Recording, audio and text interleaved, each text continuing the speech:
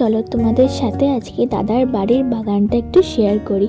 দেখো এখানে রয়েছে পেঁপে গাছ, ওইদিকে রয়েছে লেবু গাছ, সামনে পেয়ারা গাছ, কত রকম গাছ আর ফুলের গাছও কত রকমের রয়েছে। এবার যাচ্ছি আমরা দাদার বাড়িরই বাস্তুর মধ্যে রয়েছে প্রতিমা ঘর। এখানে প্রতিমা অনেকগুলো বানানো হয় জানো, আর এখানে কাস্টমাইজ করেও বানানো হয়। এই ছোট প্রতিমাটা রয়েছে দাদার একটা ছেলে আছে ছোট্ট, তার বয়স 12 বছর। সে নাকি পুজো করবে, ওই যে বালতি হাতে নিচে দাঁড়িয়ে আছে, ও নাকি পুজো করবে। ও এই নিয়ে 2 বছর করছে পুজো।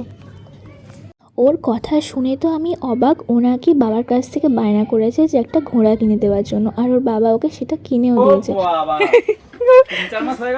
যার ঘোড়া সেই ভয় পায়। 3 মাস হয়নি, 4 মাস করতে তোকে লাই মারবে, তুই ওকে দেখাশোনা করিস।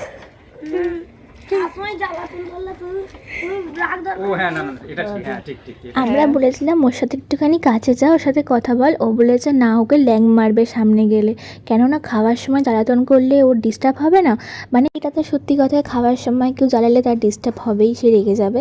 আর দেখো তারপর চলে আসলাম আবার প্রতিমা ঘরে। আর এই ছোট্ট ঠাকুরটা কি সুন্দর না, গাছটা সুপারি গাছ নারকেল গাছ ঠিক বুঝতে পারলাম না, পেটটা কেমন একটু উঁচু মতন।